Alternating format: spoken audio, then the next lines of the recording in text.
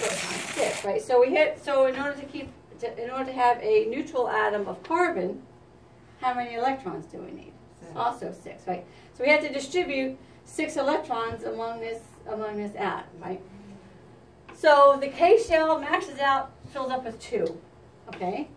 So if you look at the binding energy then of that, in those 2 inner shell electrons, it's 0.3 keV. So if you think about your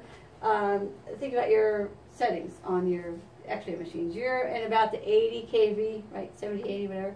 This is only 0.3, so it's on about that same energy scale.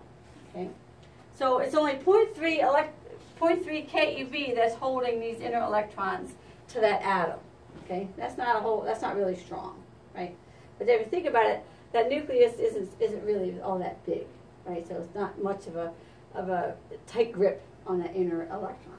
But then even with the second shell, where we had to distribute the remaining 4, that electron, that binding energy is now down to a factor of more than 10.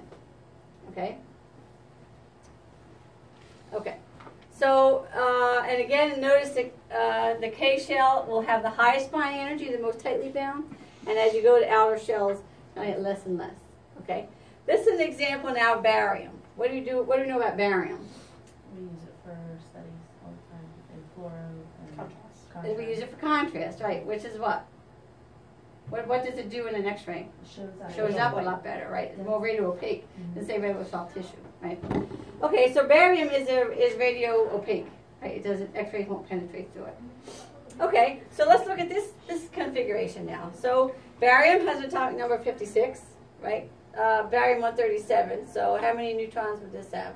137 minus 50. Yeah, whatever that is. So, 81. 80 something. Okay, thank you. Yeah.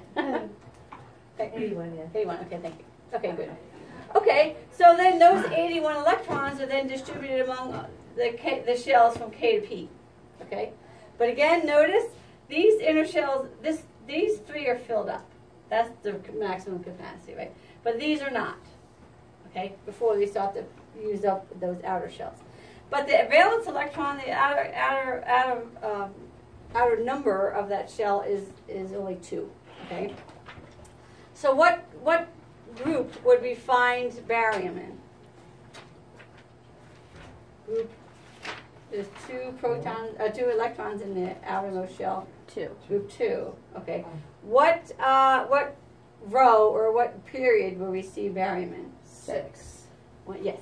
Perfect. Okay, good. All right. So now look at the binding energy now of the K shell for barium. 10 times higher, more than 10 times higher than what it was for carbon. Okay. So this is going to be unique for each element. Yes. I'm confused about Sure, the row part. Oh, okay. The row part tells how many electron shells you're occupying. Oh, okay. Yeah. Okay, so 6 there. Okay, got it. It's K starting with 1. Okay, so good. All right. So the K shell energy is 37.